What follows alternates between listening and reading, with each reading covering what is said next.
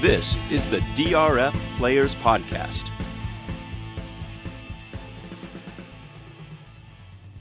Hello and welcome to the September 23rd edition of the DRF Players Podcast. I'm your host, Peter Thomas Fornatale, back with you alongside the usual crew, but with a special edition. We have from the New York offices of Daily Racing Form, Mike Hogan.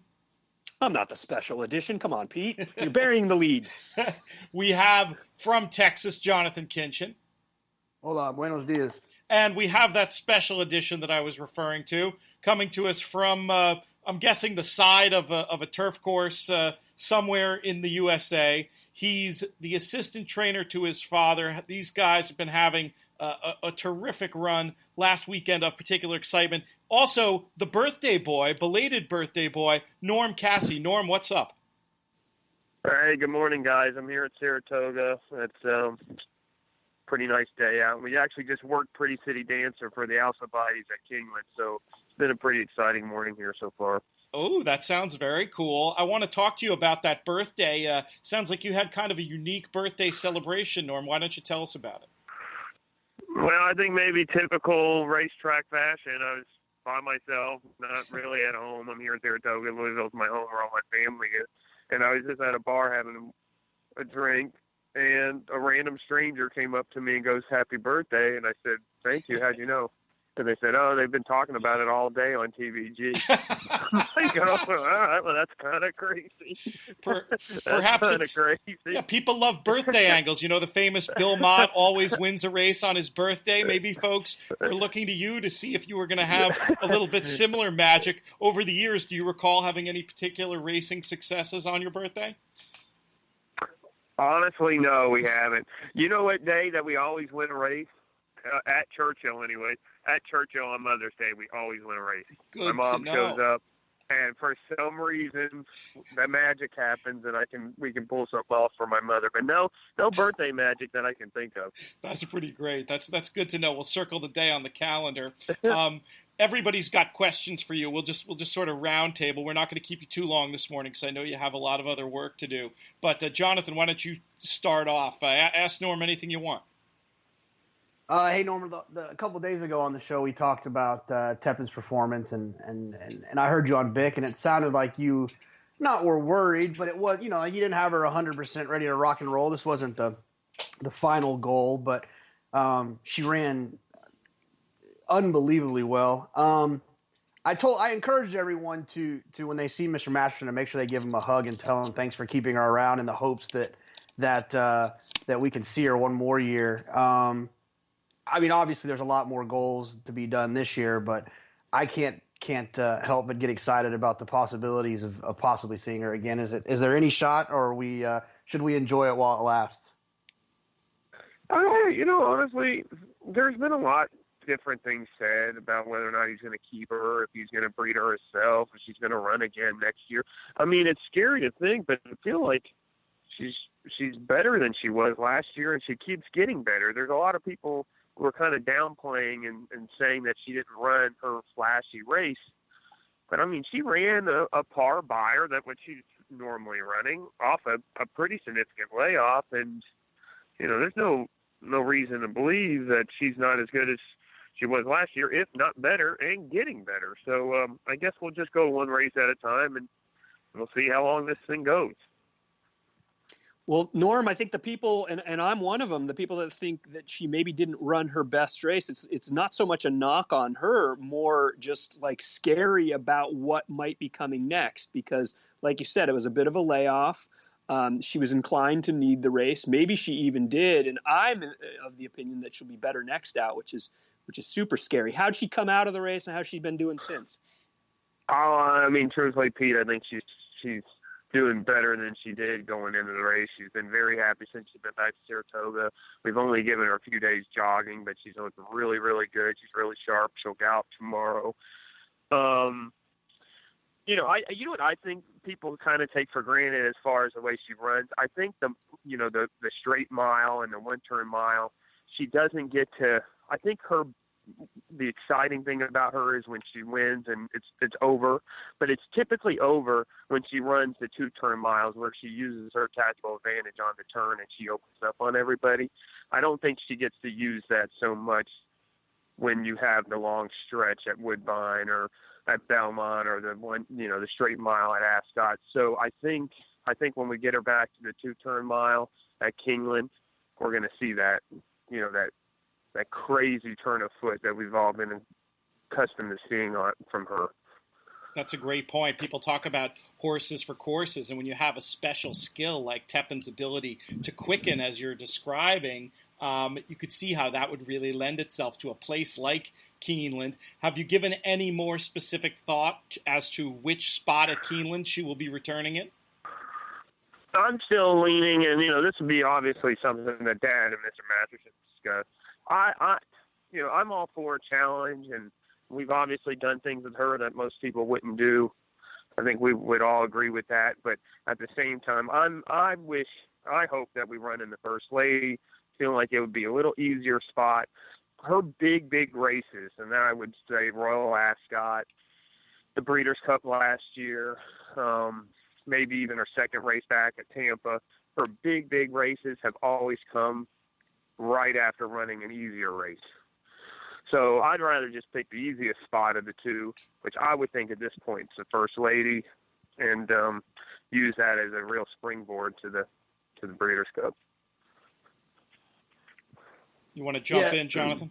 Yeah, sure. So a couple of things. One of our friends, Mike Maloney, and a friend of the podcast, one of the biggest handicappers in America, said that her race at Keeneland last year, leading into the Breeders' Cup Mile, was the most impressive race he's ever seen run on that turf course, and obviously she loves it there. Have you given any thought to how she's going to handle the extra firm grass out in California? Is that any concern for you, or is that something that you've kind of been excited to get her on something like that, and you think she really might appreciate it? Well, I think it's definitely a question mark. I don't think she will. She ran at Del Mar when she was 3, but that wasn't when she was who she is now, and she had different things going against her back then. So if you go back and look at that, I don't think it would be fair to judge her on that. So with that being said, she's never really ran on a firm turf course. Obviously, it's a real firm turf course anyways, and it's obviously a cause for pause and a little bit of concern. I would have to think she's only going to move forward on that. The way that she moves and the way that she just strides, I just think she is going to accelerate faster over a firm turf course. I know that's kind of scary to think, but that's kind of what I've been reading articles about, the Breeders' Cup Mile, and that's kind of what everybody's hoping, is that she kind of regresses on the extra firm turf course, and that's their big hope. And I don't know. I'm skeptical of that. I think she's actually going to be better, but I guess that remains to be seen. Stereotypically, when you're looking at horses' action, that kind of low daisy cutter leg movement that she has does better on firm turf. So I think I'm in your camp, Norm. I think if they're hoping that's going to be a problem, they may well be barking up the wrong tree. Mike, do you have something else for Norm? Yeah, I mean, we could probably talk the whole hour-long podcast on just Tepin, but Norm, I know you got things to do and we got other things to cover. So let's move on to another topic. It's getting later in the year. We got some really good 2-year-olds. You just mentioned before we started that Pretty City Dancer worked this morning in prep for the Alcibiades. Let's talk about your 2-year-olds. Let's talk about her. Let's talk about other ones that you might have in the barn that you're excited about. I think we're really loaded this year. We have a lot of young, talented horses. Pretty City Dancer worked here at Saratoga. I worked her in company with an older horse. She looked really well. I'm excited about the way she's breezing up coming into the race. Really excited about her stretching out the 2 turns. Then we've got who I call racing's bad boy, her former workmate, Classic Empire, who dropped Irad. I think he was 8-5 in the Hopeful. Really thought we were going over, truthfully, guys, to win the Hopeful. I thought it was. I really thought we had a big shot, and that obviously happened. We've worked him twice now, out of the gate. Once here at Saratoga, once at Churchill this morning. with blinkers on, out of the gate. He worked this morning in 113, which at Churchill, if you breathe from the pole in 13, then that would be a huge work. Out of the gate, when they work, you start the clock as soon as the doors open. So for him to work in 13 is incredible. He had an older horse that he was working with. He beat him by 8 lengths. Talked to Julian already this morning, said he felt amazing. So hopefully we've kind of ironed out those kinks with him. We have a 2-year-old by the name of Keep Quiet that ran second and then with anticipation here at Saratoga. That's a turf horse. He works tomorrow with Catch a Glimpse on the grass. I think he's the real deal. So he'll run in the Bourbon at Kingland. We have this filly named Le Cornell that broke her maiden super impressively at Saratoga as well. She's being pointed to the Jessamine. She works this weekend. Who else do we have? I wanted to ask one about. We got Victory to Victory, who just won. That's who I was going to ask about. Yep. What's the story there? And are all systems go presumably for the Philly Juvenile Turf? Yes. I mean, I haven't looked. She's at our Woodbine division. I know she came out of the race sound. She's happy. I don't think they're going to come back and run her somewhere else off that effort, but don't quote me on that. That's something that Mrs. Weber and Dad would have to discuss. We'll keep it between us. Yeah, and everybody who's listening. And, but anyway, so she's another really talented horse. I thought the horse Conquest Fahrenheit that ran second in the summer, I think he kind of got an overconfident ride, and I think moving forward, he's going to be a very talented horse on the turf. So as far as the 2-year-olds are concerned, we're really kind of got like a stacked deck this year, and we'll just keep our fingers crossed, and hopefully everybody keeps getting better, and we'll see what happens. Well, I want to thank you so much for coming on the show today, buddy. We'll let you get to work and get on with the business of chopping up these public handicapper races for the weekend. But it was great having you on. Great seeing you last weekend, and we wish you continued success. All right, guys. Thank you. Thanks for having me on. We'll be talking soon. Bye. Bye-bye. All right, boys. Let's move on and talk about some races here. We've got a lot of stuff going on, not only the public handicapper races, but also some extra action from Parx on this Saturday. I don't think I'm going to be able to make it down there, unfortunately, but it looks like a great day of racing, and there should be a good buzz around it. But let's put a pin in that for a moment and move our way on to Laurel Park, specifically Race 6, the Commonwealth Turf Cup. Mike Hogan, have you had a chance to dissect this race and come up with an opinion?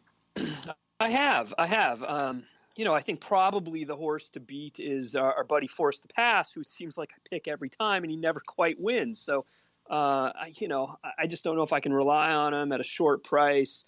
He might be the best horse in the race, but I would still be looking to beat him here. The one that intrigues me is number 3, Mr. Brightside, who I think I made a case for back in April, I believe. He was entered in a stakes race at Laurel. I made the big case for him on the pod that day.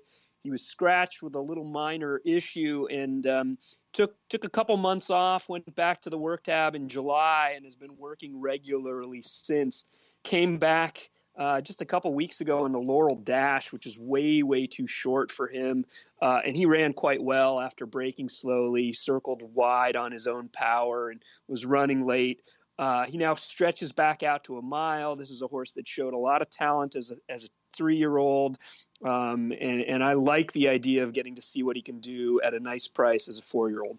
Yeah, I had circled him as a possible long shot as well. I like the second off the long layoff. The last seemed clearly a prep. Also have that angle that I love that paid some dividends at Saratoga this year, the Fair Hill angle, just the way that horses seem to be able to get that extra bit of conditioning that can pay dividends in their races. But one I would definitely want to mention as an A in here, just because I think the trip and setup are going to be terrific, is number 7, Black Type for Christophe Clement, who I think should be able to secure an inside position and has some excellent finishing ability in a race where a lot of the top contenders have to deal with that difficult outside draw. I was just seeing a really good trip for black type, and wanted to mention Mr. Brightside as a potential long shot. JK, what'd you come up with in here? Sorry, my computer was acting crazy, but don't worry, we're having good sound today. You sound great so far. No robot voice. The JK robot voice. I'm just waiting for somebody to create a meme about it. But what do you got for us in the Commonwealth Turf Cup? Well, I try my hardest to make everything work. I'm not going to give up on March. It's just interesting to me that we got a graded stakes winner on the dirt. And Chad found it appropriate to move the horse to the turf. We know what Chad can do on the turf. You got a little bit of the fear of March being overbet with the Chad Brown factor, which I think is something we're all becoming aware of. But there's something about this horse I'm just not really willing to give up on him. And I'm going to look at March a little bit. If he can get forgotten on the outside at a little bit of a price, hopefully he'll drift up or stay at that 5-1 spot. But it's March for me here. Yeah, Chad Brown turf horse getting forgotten in a graded stakes race? It doesn't seem likely, but I'm hopeful. Yeah, maybe the difficult post. This horse is ahead from being a Grade 1 winner on the turf as well. Very talented. I was just a little concerned about working out the trip from there, but certainly if you're putting it together, any sort of spread tickets or backups, he's one that I'd include. Did you have anything anti-March, Mike, or you were just figuring from a value point of view and trips? Absolutely, value point of view. Look at the Hollywood Derby. Okay, March was 12-1. Granted, he ran second. Mr. Brightside was 8-1. I think we remember that race, right? That was the infamous race where Jeremy Noceda went on Twitter to complain about the jockey.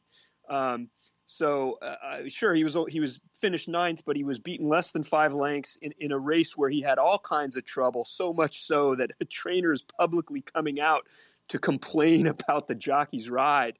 That's where at a factor of probably 2 or 3, that's why I'm all for Mr. Brightside. Fair enough. Let's move on to Parx. The first public handicapper race is the Alphabet Soup, a turf race going 1 mile and a 16th. We're dealing with PA breds here. Jonathan, we'll let you start off with this one. You have anything clever for us? I don't know if it's clever, but I'm interested in I'll call.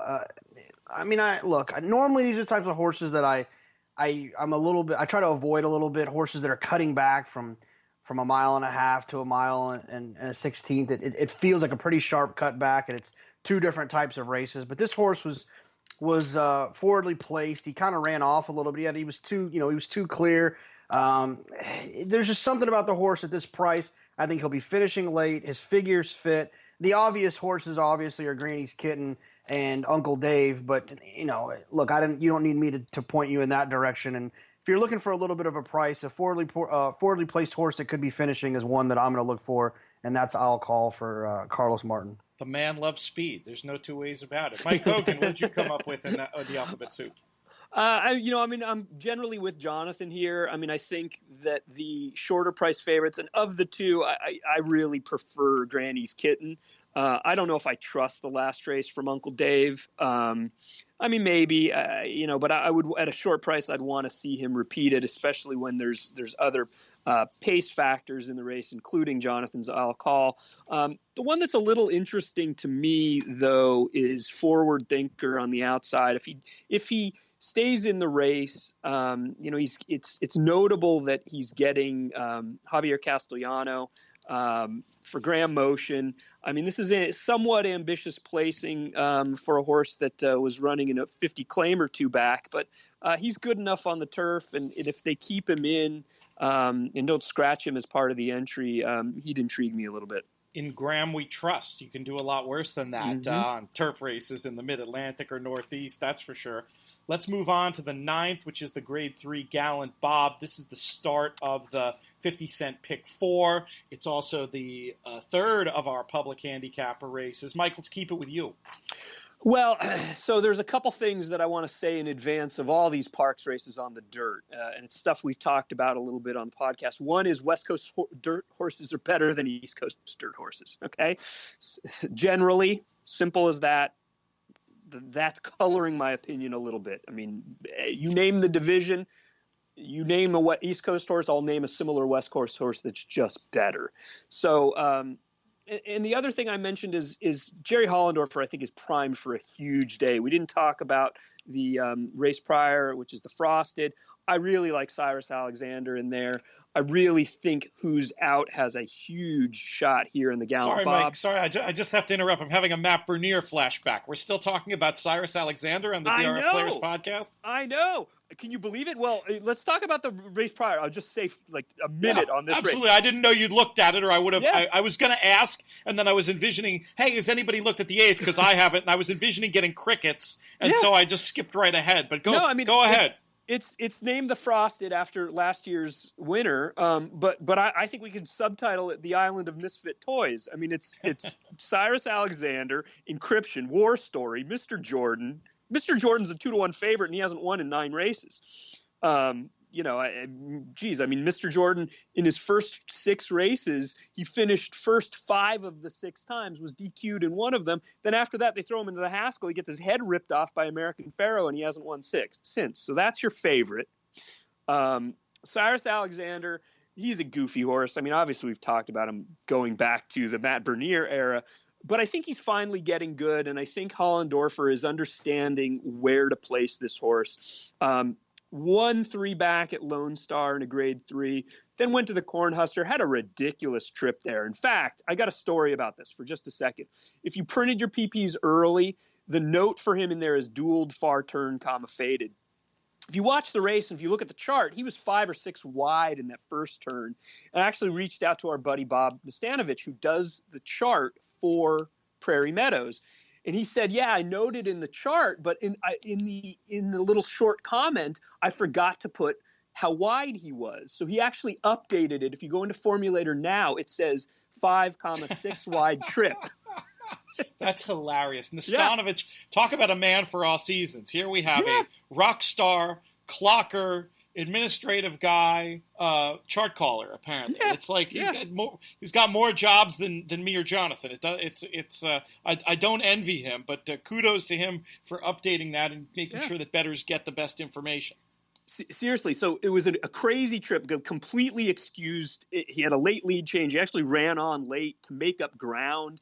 It was a much better race than it looks on paper. And then last out in the Long Acres Mile, he made the classic early move into the hot pace.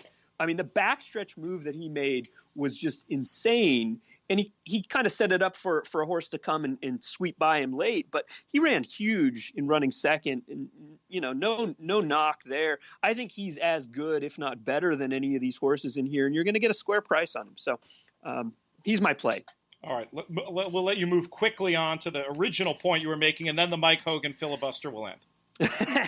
Okay, so Who's Out, number 11 for Jerry Hollendorfer. Draws the outside. He'll get a good stalking trip with Mike Smith aboard. Last out, cross the line through the Shared Belief. I mean, he was in that race primarily, in my opinion, because this is Jim Rome, a Jim Rome-owned horse for Jerry Hollendorfer in the first running of a race named after the best racehorse he's ever owned.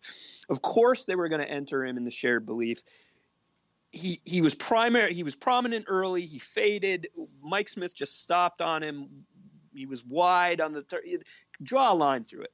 He wants to be sprinting. He's cutting back to a sprint. His best sibling is Bourbon Courage, who's better as a sprinter. He gets a nice cut back. He'll get a great trip. If he didn't have that last race on there to muddy his form, he'd be at least half the price. I'm not expecting 12-1 on the morning line, but I would take 6-1 happily. Who's out?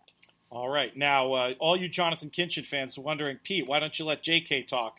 Don't worry. When we get up to the 11th race, we're just gonna hand it off to him, and he's just gonna riff. So the JK fans will get their fix. But before we get to that, I do want to know, Jonathan, do you have any thoughts or picks regarding the Gallant Bob on Saturday?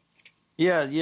I'm challenging Mike now to a side bet challenge, a West Coast side bet challenge. The winner gets to choose the other person's Twitter picture for a day.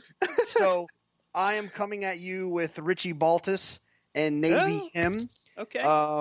And that's my head-to-head matchup challenge of the day. That's very fair. simple. The rail has, and don't scream this too loud, I'm going to whisper a little bit. The rail was dead the entire meet at Del Mar, and this horse was buried inside speed on the inside. He's coming back. He gets Banjo. It's my nickname for Bejarano. Navy him for me with Richie Baltas. Hopefully the people in Pennsylvania don't know who he is.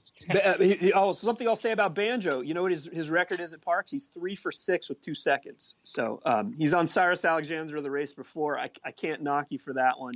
The only other thing I'll say about who's out, go to the race 3 back. Who'd he beat? Is that a Fair rhetorical question? No. Who'd he beat?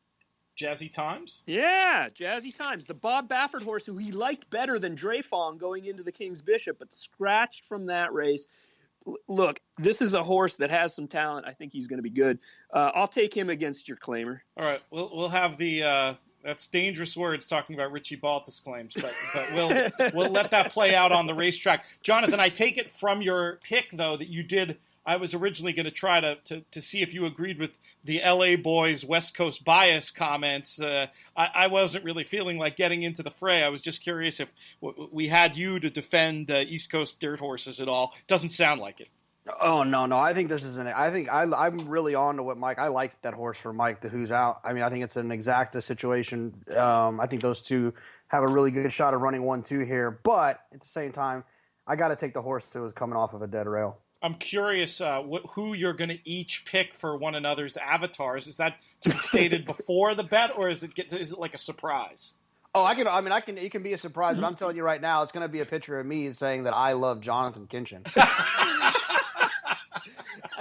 Jonathan just dropped this on me on the air, so I had no idea.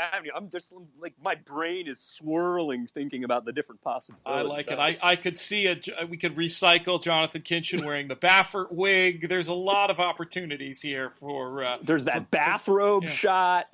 Oh, please don't bring that one back. That was, of all the annoying bath photos I've seen on Twitter and horse racing Twitter, I think that one took the cake. Yeah. But all right, let's move on to the Cotillion. It's a grade 1. Jonathan, we'll keep it with you. What a showdown this race is. What are we thinking? What's going to happen? Is this going to be Songbird just increasing her resume, or is there a chance there might be a little bit of bloom off the rose before the Breeders' Cup?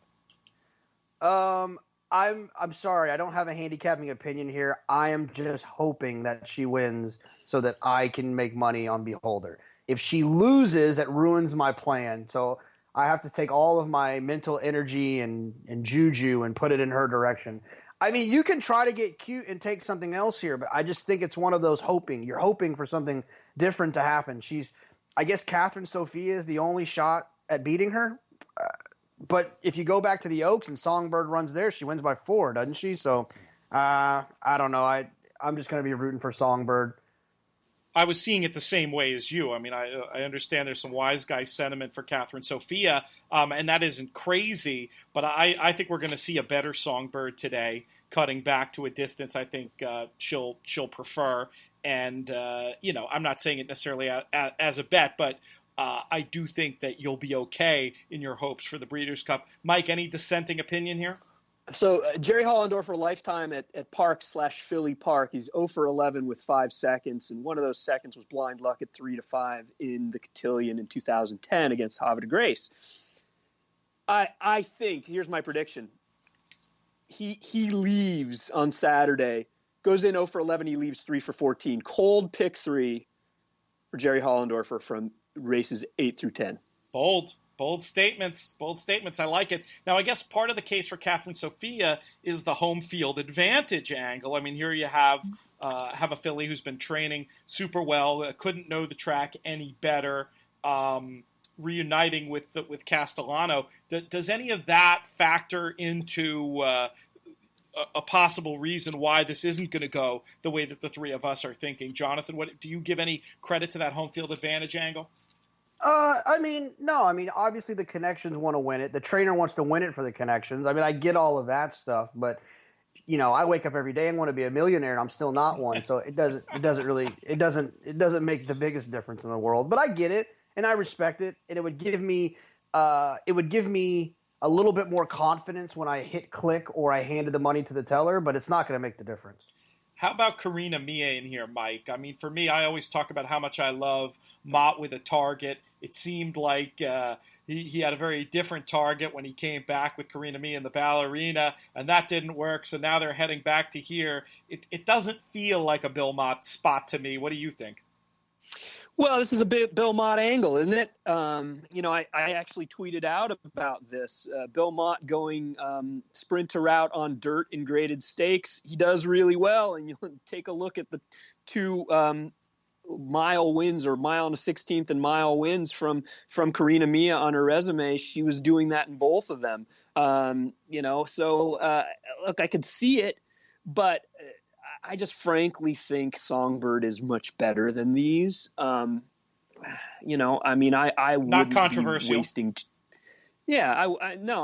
I mean, look, I try and take a shot against a short price favorite anytime I can, and I could see a world in which she loses, but I think the vast majority of times, if they ran this race a bunch of times, Songbird wins 60, 70, 80% of them. So, Jonathan, you'll have to break the tie. I mean, I take Mike's point about Mott's sprinter route, but I think that those other sprinter route spots, especially the Karina Mia ones, made a lot more sense and were a bit more logical, and I consider them training angles. For me, I consider this almost like a negative to see her back in here against this group.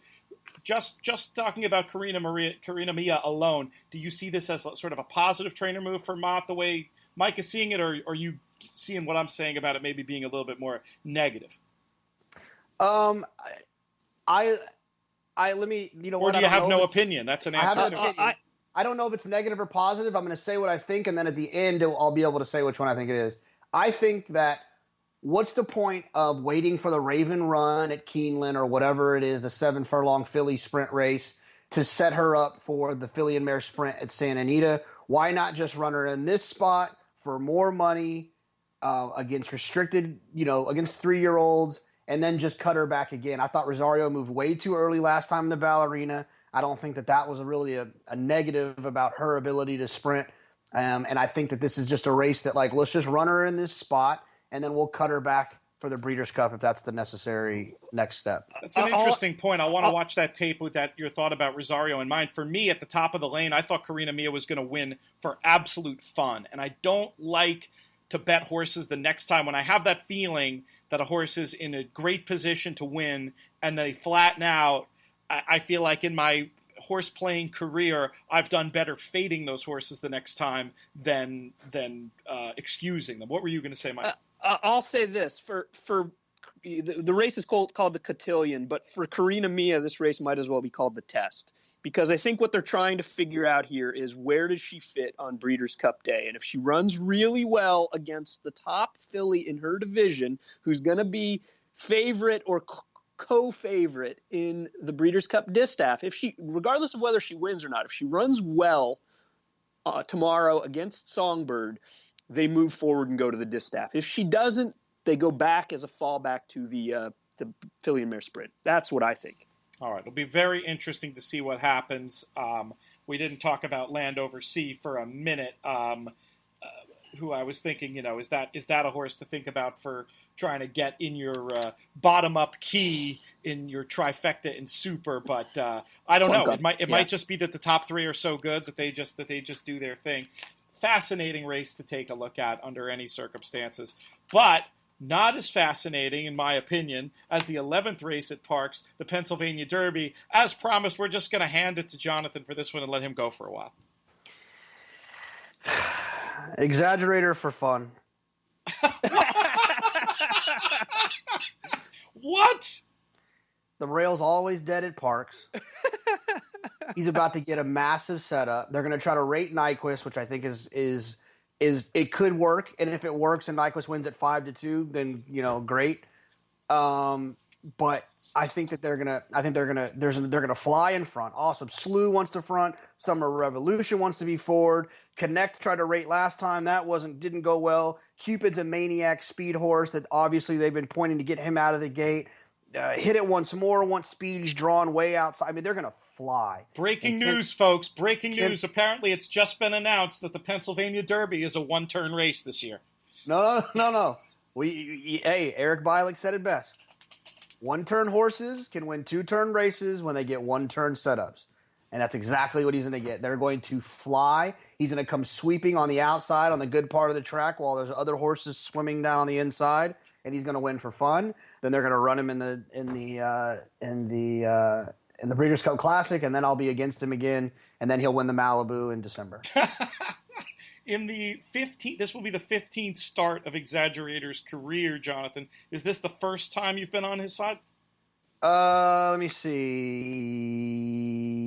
Yeah, yes.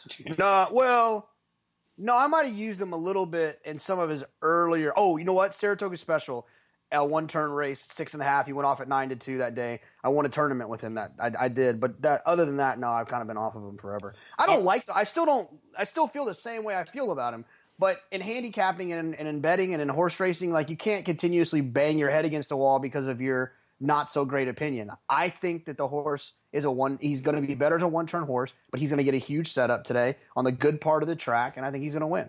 One of my favorite tweets ever, Jonathon, amongst our little group of horse racing Twitter folks who chatter back and forth, was Nick Tamaro with you about Exaggerator, where at some point you made some tweet about him being a one-turn horse and spelled it Exagerator, and Nick responded, Jonathon, if you're going to continue to spout your ridiculous opinion about this horse, please at least spell his name correctly. I know, and I told him, I was like, I got auto-corrected. Leave it to Nick. Nick's the guy in our group text. When you say something he doesn't like, if you spell there, THERE instead of EIR or whatever, he lets you have it. So he's selective. He's selective with his grammar whenever you disagree with him. Mike Hogan, I feel bad. I feel like we've probably stolen your thunder on this race, given what I know your opinion about Exaggerator to be, but it's only fair. We let you go on for a while before, so what do you have to add? I can only predict that you're going to be all over Exaggerator in this spot. I'm speechless.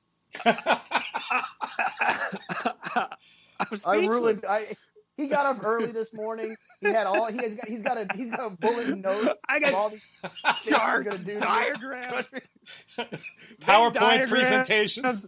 Yeah.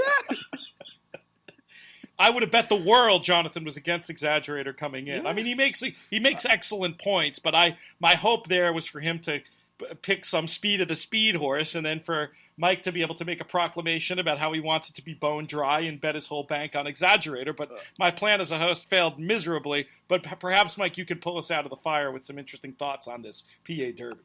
I thought this was going to be pointer count, you know, where we just sit here going back and forth. Well, this is why your horse stinks. Well, this is, Jonathon made the case. I mean, Exaggerator, sure, he might like a wet track more than some of the other horses, but I don't think all of his wins are because of wet tracks. I think his wins were he got the setups, and Kent moved at the right time in those races. Kent moved at the wrong time, way too early in both the Belmont and the Travers. And in the Travers, it looks like, if you look at his past performance from the Travers, 11th beaten 33 lengths, never closer than 8th. Or 8th, I guess, 9 or 8.25 lengths from the lead. What he did there, Kent tried the same move that he did in the Haskell, which is kind of a bit of a premature move. And that move works when you've got speed that comes back. And Arrogate did not come back to the field that day. In fact, he quickened. So that kind of move never, ever works in the Travers. It wasn't just Arrogate who humiliated him in the Travers. I mean, he was basically eased in the race. Don't either of you guys have at least a little bit of trouble betting a horse off an eased effort coming back after what's been a pretty enervating campaign? That doesn't give either of you any pause? Nope, not at all. No, and he worked well at Churchill. Let me tell you why.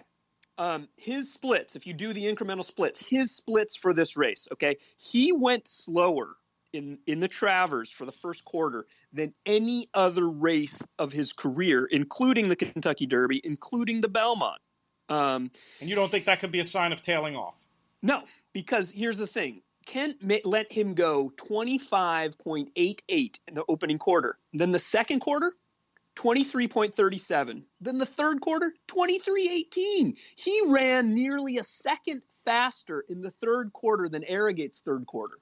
Okay, that is a recipe for a horse that's going to get eased in the stretch. And as soon as he realized he had nothing, what's the point? I mean, he's eighth. What is he going to get?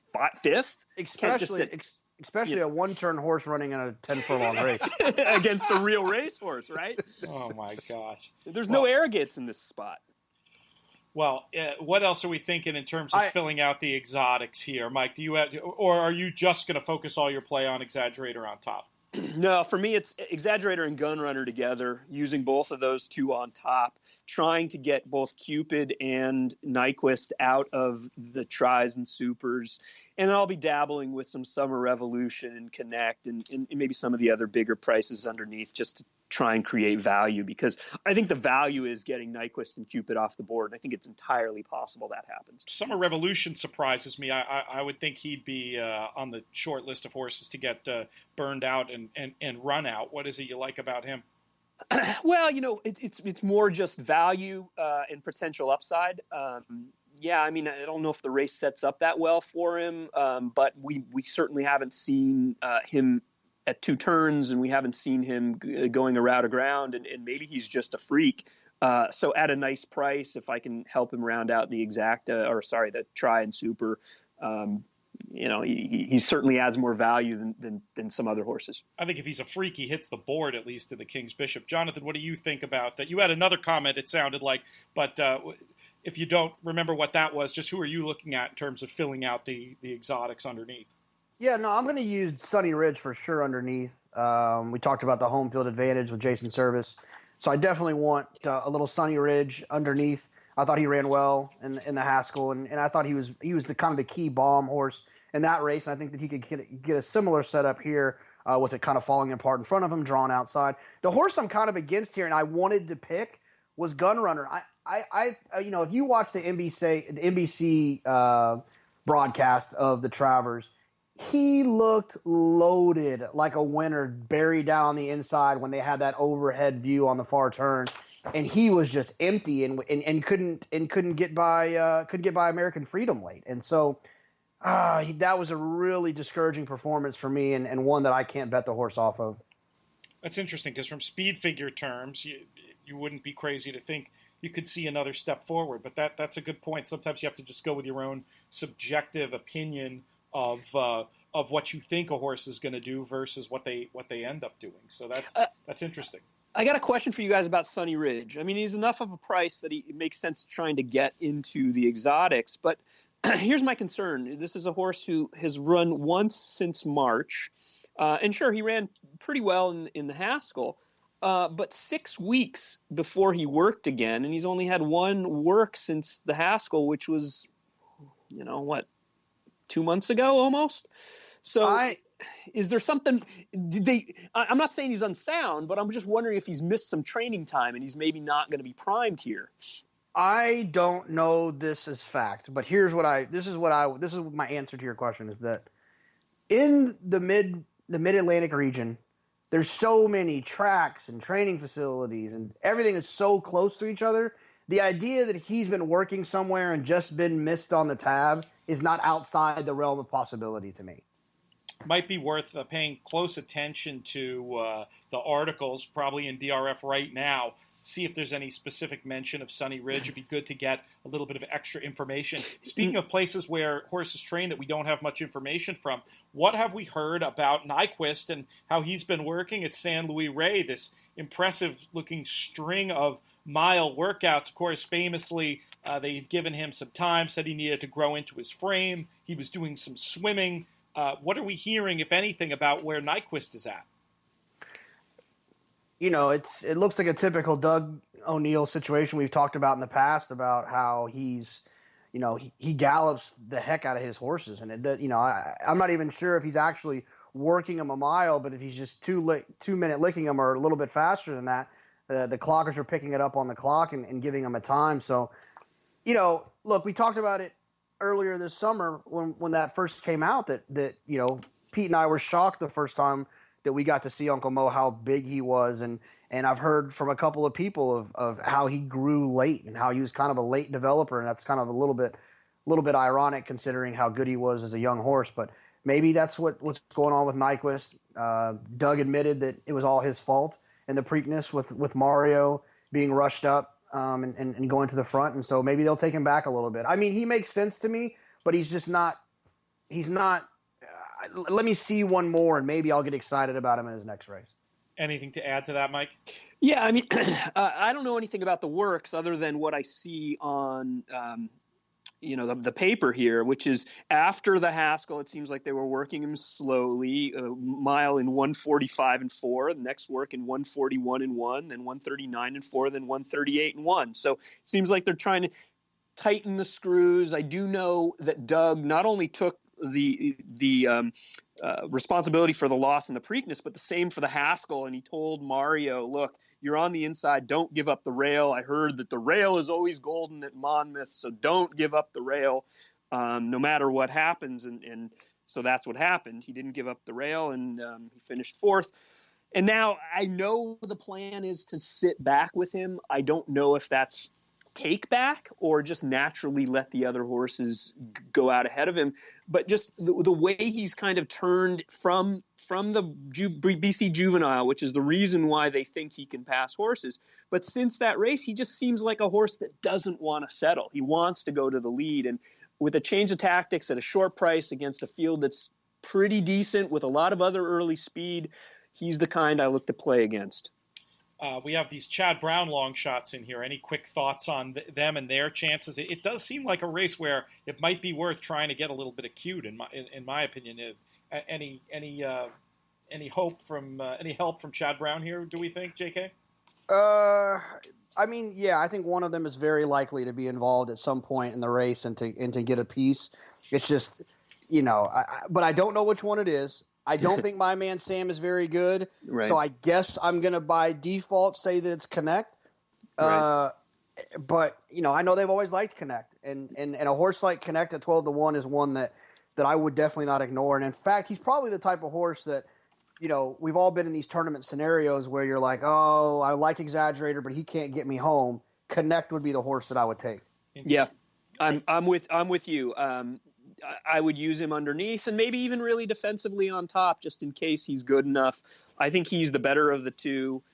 Even though the race sets up better for My Man Sam, I think Connect is rateable. And I think if you look at the jockey bookings, you'll see which one Chad thinks is better. All right. We're going to cut the show a little bit short today just because I'm a little bit underwater with dealing with a few things. But I do want to give us a chance at least to go around for some final thoughts. I've got one myself. I'll do mine first so you guys can think of yours. A race that should be on your radar this weekend. We've got this jackpot bet paying off at Arlington on Saturday. So in the midst of looking at all these stakes races, there's some Philly 5-dime claimers you might want to look at for the Super High Five in the last at Arlington. I've printed out the PPs. I haven't started looking yet, but anytime they've got to give money away, an opportunity to turn it into, if not a positive expectation situation, something at least pretty darn close. So don't sleep on the Arlington Super High Five carryover on Saturday. Mike, some closing thoughts.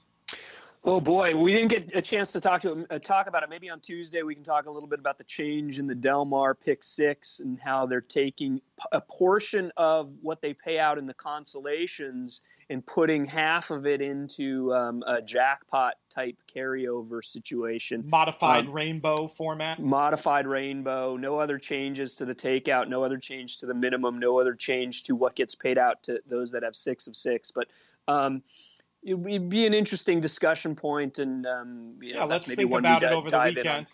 We'll yap about that on Tuesday. If folks want to hit us up on Twitter with your thoughts about the Del Mar carryover, Mike Hogan has posted a poll. I did. I put out a poll earlier today that runs for 3 days, so chime in. We'll talk about that on Tuesday. JK, final thoughts.